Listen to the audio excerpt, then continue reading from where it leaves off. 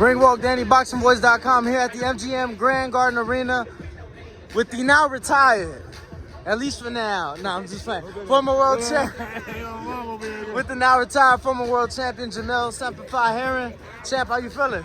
I'm good, man. I'm just happy to be a fight fan right now. You know what I mean? I'm gonna say semi-retired. I'm happy to be a fight fan, bro. Now, obviously you here for the big one this weekend. Oh, yes. Great fight. Not just a great fight in the main event. I think it's a really good card overall. It's a pretty decent card. So I'm just happy, you know what I'm saying? I'm gonna see how it all plays out. How do you see it all play out? I keep going back and forth, especially the main event, because of course, when everyone's looking at the main event, you're going to point out that Devon's younger, bigger, taller, longer in terms of reach, and he may have the speed advantage as well. But then again, after this past week or so, I felt like he kind of like poked the bear, and now you see Lomachenko has a whole different demeanor to him, where he's focused. He's a more experienced fighter. He still believes he has a lot left in the tank, and I just want to see how it plays out. I can't really call it because again, nothing against Haney and what he's done. I mean, he's the king of the division. So you gotta credit him somewhere on that. But like Lomachenko is a totally different experience in terms of anyone he's ever fought in his career so far. So you got it. And Lomachenko, he's been in there with guys bigger than him as well. Nakatani, Coleman, they wasn't maybe as athletic and skillful as Devon, of course, but at the same time, everyone's putting too much emphasis on the weight and the size. I'm like, don't look on that too much because he's been there and done that. I mean, shit. Technically, we look at the weight. Lomachenko came in the slightest bit heavier than Devon this morning. So that's probably just a mental thing that to throw his opponent. Like, listen, I'm a big guy too, to say, but at the end, it don't really matter until that bell rings, and then we'll see how it plays out from there. What does Lomachenko? Because if I'm not mistaken, this is the first time he's an underdog going into a fight. Yeah, that's crazy. In the sports book, at least. What does he have to do to give Haney problems and show that he shouldn't be an underdog even at 35 years old? I think for him, he can't start slow. That's been his main issue the last couple of fights or whatever. The last fight I give him a pass because he had the whole shoulder incident thing, whatever, yada yada yada, whatever. But you can't start slow, especially with the younger man in there. You can't start slow. You gotta be on go at least by the third round. You can't wait till 5, 6 to pick it up. You gotta okay, the first round maybe a fill out round, but like by third round he has to pick it up. And for Devon, I mean, what would you say? Obviously, when you look at the resumes, Lomachenko, like you said, has a bigger name. She's been there with bigger guys than him already. What would you say is the keys to victory for Haney? Devon's got to be Devon, man. If anything, Devon probably has to take his mindset, because the skills are already there, but he has to take his mindset to a different level. You know what I mean? Like, this ain't the guys under that he fought. This is a different level. And like I said, he's a champ, he's a king.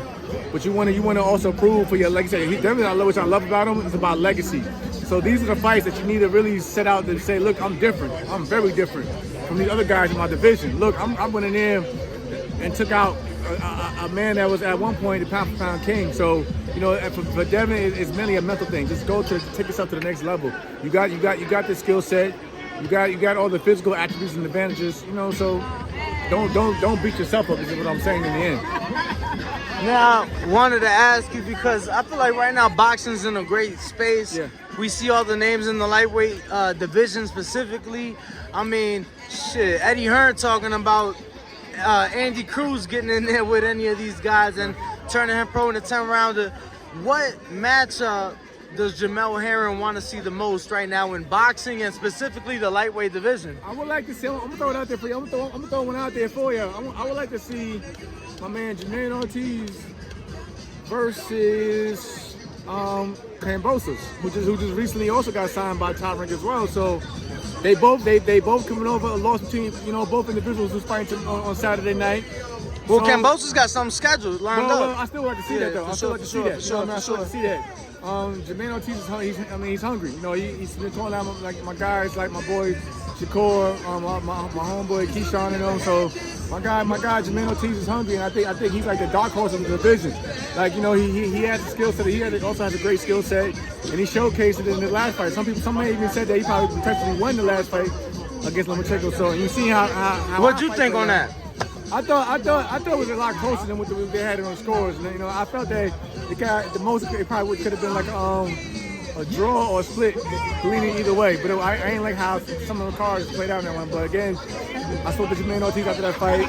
It's a learning experience. Don't beat yourself up over it. If anything, learn from it, come back even stronger, and go back and get back in the ring. I gotta ask, and you know, I don't want you to think I'm trying to set you up or nothing, but last weekend, it was some wicked shit going on. It was some wicked shit going on. Listen. And I think because of that, because of the 10-10 round on the scorekeeper's card in the Tank and Ryan fight, where Ryan got knocked down, people have now suggested that, you know, yo, this is Haney last fight on contract. He got to make it decisive, you know, yada, yada, yada. Hey, I'm going to be real as can be. If I'm him, you know, and listen, you know, I fuck with Top Rank. That's why I work with. That's why I fight with. You know what I'm saying? But of course, as a fighter though, you probably thinking like, man, listen, this is my last fight. I don't know if they trying to, not the company, but you never know how the commission and everything. Like you said, you pointed out how the Rollies fight played out, how like you pointed out the scores and shit, and it's all in Vegas. So you gotta be like, listen, I love Vegas, but like, I don't know. I feel like, as a fighter, don't leave it in the judge's hands. Yes, Devin Haney is not a fucking a one-punch knockout artist, but at the same time, you gotta be fucking dominant every fucking round. If you feel as if, oh, it's my last fight, I don't know how this could play out. I don't know if they're gonna try to take it from me, or I'll have to go in there and really go in there and just dominate and take it from them. So you gotta, but I believe it doesn't matter where you go. You gotta be like that every fight, because again, we always see funny ass fuck the decisions anywhere you go in boxing. When you be like, yo, like I thought that shit, like saying I love Tony Weeks. Tony Weeks is my guy, but that shit that shit that played out, it wasn't cool. Yo, you know, I'm gonna be honest with you. I think a lot of these guys have given the sport a lot, but when you look at fighters like Floyd Mayweather, and I'm not gonna tell you who it is, champ, but check BoxRec. Look at who refereed his professional debut. Okay. And you're gonna be like, wow. You gotta stop following. I'm gonna look at, you know, BoxRec, and it shows all their little fights. So you gotta look at all their. His pro debut, that was in 96, 97. Like, you know, we gotta get some more useful guys in here. We gotta, you know, definitely some different eyes in here, in my opinion. But, Chan, before I let you go, just curious, how the retired life treating you? Obviously, cool. You know. Like I said, I'm with my wife and my mother, so we having a good time. You know, it's great. It's great to comment. It's great on the commenting side. You know, I'm enjoying my thing with management. You know, I'm like I said again, I'm helping out many fighters. I'm top contenders down to prospects. So you know, I'm having a good time. But of course, me being me, I missed the ring, but I'm just taking my time right now, bro. Is there anything that you aspire to do now that you retired that maybe you haven't got the chance to, you know? For me, probably more acting. Okay. Stuff like that, you know, but of course, you know, boxing is going to be my first love, so I'm definitely going to stick with boxing. But like you pointed out, if anything I want to do more, probably acting. You started the interview off by saying that glad you get to enjoy boxing as a fan. Right. As a boxing fan, last thing, who is the face of boxing in Jamel Herring's eyes? The face of boxing in my eyes, in the current state, of course, you would say Canelo. But after what we've seen recently with Ryan or Ryan and Tank, for that new wave coming up, I would say that that Gervonta Davis is definitely leading that wave in terms of you know, because he brings in a different crowd. You know, he brings in a different generation of fans now. So even like, you know, guys like Shakur respect him and saying that, you know, he will be the A side in day forward. So you guys tip your hat that Gervonta Davis is that new wave. But of course, you know, Canelo's still in it. You know, he's still going to put asses in seats and bring money to the sport. So of course Canelo. But again, when it comes to that new wave, Gervonta Davis hands down.